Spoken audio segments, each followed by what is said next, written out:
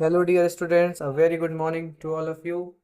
This is Shivansh, and I'm here with a new topic, with a new video of your book that is economics, and the topic is agriculture right now. ठीक है, तो students आज हम पढ़ने वाले हैं agriculture के बारे में। बहुत सारे से टॉपिक्स को कवर करेंगे, सो प्लीज़ बने रहेंगे इस वीडियो के साथ। सो लेट्स सी क्या क्या पढ़ना है आज हमें। सो आज हम पढ़ने जा रहे हैं first of all type of farming, कितने तरह की फार्मिंग होती है। क्रॉप का पैटर्न क्या है, what are the cropping patterns. Third one is type of crops, कितने तरह की क्रॉप्स अवेलेबल हैं। और last topic is Bhoodan Gramdan movement. ये 4 टॉपिक्स हमें कवर करने हैं, चैप्टर आपका कंप्लीट हो जाएगा। ठीक है, let's start the chapter. So first one is types of farming, कि फार्मिंग होती कितने प्रकार की। उससे भी पहले मुझे पता फार्मिंग होती क्या है। सो फार्मिंग क्या होता है। Farming is a collective subject, is a collective word, is umbrella word, क्योंकि इसमें बहुत सारी चीजें आती हैं। ठीक है, और इसका जो रिजल्ट होता है वो होती है क्रॉप। फार्मिंग क्या है, फार्मिंग इज द प्रोसेस। ठीक है, फार्मिंग रिजल्ट नहीं, फार्मिंग है प्रोसेस जिससे हमें क्रॉप मिलती है। उस फार्मिंग में उसका सो किया जाना, उसका हार्वेस्ट किया जाना, उसका ध्यान रखा जाना, ये सभी चीज़ें आती हैं। और आप इसको घर में लगाए जाने वाले एक प्लांट से कंपेयर कर सकते हो। आप एक प्लांट लाओ, उसको लगाओ, उसका ध्यान रखो, और जब वो आपको फूल या फल देने लगे, यू यू कैन से कि आपकी फार्मिंग कंप्लीट हुई। Right, so in that way. So types of farming what are written in your chapter, in your syllabus, those are, first one is primitive farming। so बच्चों primitive farming जो होती है वो बहुत ही basic level की farming होती है, जिसमें कि सिर्फ और सिर्फ जो मोटो होता है वो ये कि हमारा जीवन यापन हो जाए। ठीक है, जितना जमीन और छोटे से ज़मीन होती है, और जो इक्विपमेंट्स यूज़ किए जाते हैं वो भी ट्रेडिशनल होते हैं। ठीक है, कोई बहुत हाई लेवल के होते नहीं हैं, फैमिली बेस्ड होती है।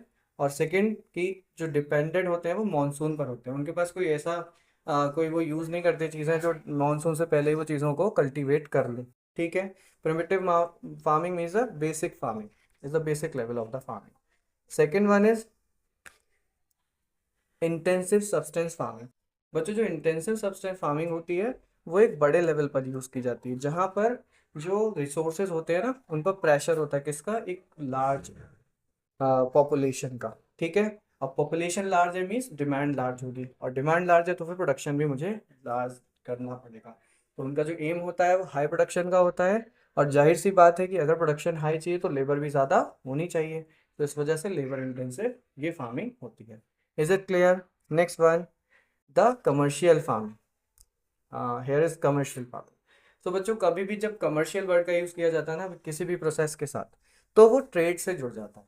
ट्रेड मीन्स बिजनेस से जुड़ जाता है, और बिजनेस कभी भी विदाउट प्रॉफिट नहीं होता।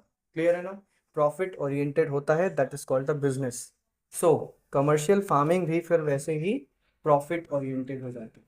ठीक है ना, कि उसमें जो भी काम किया जाना है वो प्रॉफिट की, उनको किस तरह से प्रॉफिट होना है, और प्रॉफिट के लिए वो ज़्यादा से सीड या फिर क्या करते हैं, बहुत सारे से केमिकल यूज़ करते हैं ताकि फसल खराब होने की जगह बहुत जल्दी से कल्टीवेट हो जाए। राइट, और करते हैं कि आप अपना जो इक्विपमेंट्स हैं उनके वो भी बड़े हाई लेवल के होते हैं। ठीक है, लेबर भी उनकी ज़्यादा होती है। तो उनका सारा का सारा आप कह सकते हो जो मोटो होता है वो होता है प्रॉफिट अर्न करना इन एनी कॉस्ट। ठीक है, एट एनी कॉस्ट ये जो करते हैं वो प्रॉफिट अर्न करने की कोशिश करते हैं, और इनका प्रोडक्शन भी लार्ज लेवल पर ही होता है। प्लांटेशन का एग्जांपल आप ले सकते हो, मतलब कि काफ़ी सारी चीज़ जो प्लांटिंग होती है वो भी कमर्शियल बेसिस की होती है। ठीक है ना, जिसमें आप लिप्टस का जो ट्री होता है उसको आप ले सकते हो, उसको लगाना, ठीक है, फिर उसको ध्यान रखना, और फिर उसका जो है उसको सेल करना, जिससे उनको प्रॉफिट होता है। बस ये आप एग्जाम्पल के फॉर्म में लिख सकते हैं। Now the topic is crop pattern. Crop मैंने आपको बताया farming is a process, and the crop is the result of the process, that is farming. Right, but pattern क्या है, हर पौधा या हर फसल हर समय नहीं उग सकती। ठीक है, ये एक पैटर्न है, इसका एक शेड्यूल होता है। जैसे हमारे स्कूल का एक शेड्यूल होता है कि फर्स्ट पीरियड किसका है, सेकंड किसका है। इन द सेम वे एक पीरियड में हम 2 सब्जेक्ट नहीं पढ़ सकते। इन द सेम वे एक सीजन में हम अलग अलग सीजन की 2 फसलों को कल्टीवेट नहीं कर सकते। सो क्रॉप पैटर्न के बेसिस पर जो क्रॉप्स हैं उनको मेनली 3 तरह से डिवाइड किया गया है। एक तो राबी, खरीफ और ज़ैद। ठीक है, सो ये 3 जो पैटर्न, मतलब ये जो 3 बेसिक कैटेगरीज हैं उनके टाइमिंग है, ठीक है। सो फर्स्ट वन इज राबी। क्या इसका टाइम है, कब इसको लगाया जाता है, विंटर सीजन में, और हार्वेस्ट किया जाएगा समर सीजन में। क्लियर है। विंटर हमें पता है कि अक्टूबर से शुरू होता है, लगभग वो जनवरी तक रहता है, दिसंबर जनवरी तक। और समर हमको पता है कि अप्रैल से शुरू होकर के अपना ये जुलाई तक रहता है। तो ये हो गया इसका टाइमिंग। प्लेसेस की बात कर लें कहाँ कहाँ होता है, तो ये नॉर्थ और नॉर्थ ईस्ट में ज़्यादा होता है, मतलब वहाँ के मौसम के हिसाब से। और क्रॉप्स इसमें आपकी वीट आ जाती है, ग्राम आ जाती है, और भी आ सकती हैं। Next one is that is kharif. ठीक है, राबी हमने पढ़ लिया, खरीफ के बारे में। तो ये क्या होता है, मानसून में एक बार लगाई जाती है। हार्वेस्टिंग इनकी कब है, सितंबर अक्टूबर के टाइम पर। Places Assam, Orissa etcetera. और एग्जाम्पल में आप ले सकते हो जूट, कॉटन, ठीक है, ये सभी चीज़ें।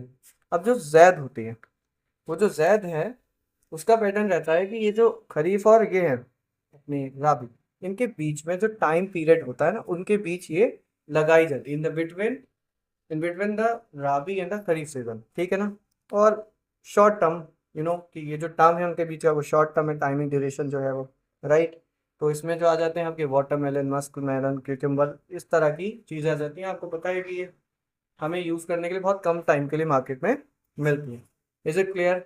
But one more thing students, आपकी बुक में, आपके सिलेबस में काफ़ी सारी जो मैंने अभी आपको इसके एग्जांपल बताए ना, खरीफ, रबी, जायद, इनकी डिटेलिंग दी हुई, डिटेल में लिखा है कि उसके एक पर्टिकुलर क्रॉप को क्या पैटर्न, क्या सीजन चाहिए, क्या टाइमिंग, क्या टेम्परेचर, कौन सी सॉइल, ये बड़ी सारी सी डिटेल आपको आपके बुक में लिखी है।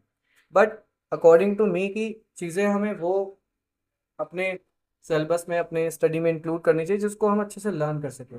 उसका जो डेटा है उतना मिस्टीरियस है कि याद रख पाना और फिर उसको एग्जाम में प्रेजेंट कर पाना मुझे नहीं लगता उतना इजी है फॉर यू। सो इसलिए मैंने इस वीडियो में उस टॉपिक को इंक्लूड नहीं किया। मैंने वो टॉपिक्स रखे हैं जो आप अभी पढ़ लेंगे और आपको वो याद हो जाएंगे, आप लिख पाओगे उस बारे में। क्लियर है ना। सो अगर आपको पढ़ना है तो आप अपनी बुक से उसको पढ़ सकते। No, okay. Next last topic I think हमारा बचता है, सॉरी, टाइप्स ऑफ क्रॉप्स। एक टॉपिक अभी हमारा और है कि कौन कौन सी क्रॉप्स होती हैं। तो लेट्स सी। एक होती है फूडी क्रॉप्स, ठीक है, और एक होती है food crops other than grains, यानी non food crop. First one में आ जाती हैं वो क्रॉप जैसे कि जिनको हम मतलब उसको साफ किया जाएगा, उसको बनाया जाएगा, फिर खाया जाएगा, मतलब आप समझ गए ना। जैसे कि दालें, अनाज, इस तरह की चीज़ें। नॉन फूड क्रॉप में जैसे कि रबड़, कॉटन, ये सारी चीज़ें जो हम खा नहीं सकते। हॉर्टिकल्चर क्रॉप्स में वेजिटेबल और फ्रूट का एक हाई लेवल पर जो कल्टीवेशन है वो डिफाइन किया जाता है इस वर्ड के थ्रू। और final word, I mean final type of the crop, that is commercial crop. जैसे हमने कमर्शियल फार्मिंग पढ़ा था, इस कमर्शियल क्रॉप होती है, यानी कि यहाँ पर बाकी जो 3 क्रॉप्स के आपने पढ़े हैं उसको कमर्शलाइज किया जाता है, राइट। कि कुछ फल हर हमेशा हर जो उगाया जा रहा है, जिस भी किसान के द्वारा, वो खाता तो नहीं, ठीक है, उसमें से कुछ वो सेल करता है, वो हम तक पहुंचता है, राइट। तो इस तरह से ये प्रोसेस चलता है। Let's move on for the last topic of your book, that is the Bhoodan Gramdan movement. So word से क्या समझ में आता है, Bhoodan means the donation for the land, donation of the land, the Gramdan donation of the villages. क्या होता है इसमें। सो डेटा मैं आपको दिखा देता हूँ फर्स्ट ऑफ ऑल। या सो क्या है बच्चों कि जो विनोबा भावे जी थे वो महात्मा गांधी जी के स्पिरिचुअल हेयर थे, मतलब कि महात्मा गांधी जी उनको अपना आध्यात्मिक उत्तराधिकारी के रूप में देखा करते थे। और वो गरीबों के लिए जो है वो काफ़ी मूवमेंट चलाया करते थे, उनके साथ दिया करते थे, उनमें किसान प्रमुख थे। तो इस केस में होता है कि वो जब इस चीज़ के लिए जब वो मार्च करते हैं या फिर टहलते हुए जाते हैं और लोगों से बात करते हैं, उस बीच ये बात एक बार सामने निकल कर आती है कि किसान का मानना था कि भाई जो जो खेती या किसान जिनका भूमि नहीं है उनको कुछ प्रोवाइड किया जाए। तो इनमें से एक पर्सन निकल के रहते हैं, नाम है उनका रामचंद्र आर्य। वो क्या करते हैं, वो अपनी 80 एकड़ जमीन में से सभी को, जो भी ऐसे लोग हैं जिनके पास जमीन नहीं है, उनको जमीन दे देते हैं 1-1 एकड़। अब जब ये मैसेज पूरे में स्प्रेड होता है तो जमींदार सोचते हैं कि हमको भी ऐसा करना चाहिए। उनके पास 2 रीजन है, एक तो ठीक है कि थोड़ा सोशलाइज हो जाएंगे, मतलब सोसाइटी में उनकी थोड़ी अच्छी इमेज क्रिएट हो जाएगी। दूसरा ये कि उन्हें पता था कि उनकी काफ़ी सारी सी जो ज़मीन है वो कैसी है, इलीगल है, उससे भी वो बच जाएंगे। तो फिर वो भी इसको थोड़ा सा ब्रॉड लेवल पर करते हैं ये डोनेशन। वो क्या करते हैं, वो विलेजर्स को गांव के गांव दान कर देते हैं, छोटे छोटे जो उन्होंने कब्जाए हुए होते हैं, ठीक है, बट वो दान कर देते हैं, दान तो दान होता है, राइट। सो यहाँ से ये टर्म निकल कर आता है collectively Bhoodan Gramdan movement. I hope आपको पूरा चैप्टर क्लियर हुआ होगा, बट स्टिल अगर कोई आपका डाउट है, ठीक है, कोई क्वेरी है, you can comment in my comment box. Okay, so learn करते रहें। धन्यवाद फॉर वॉचिंग दिस वीडियो।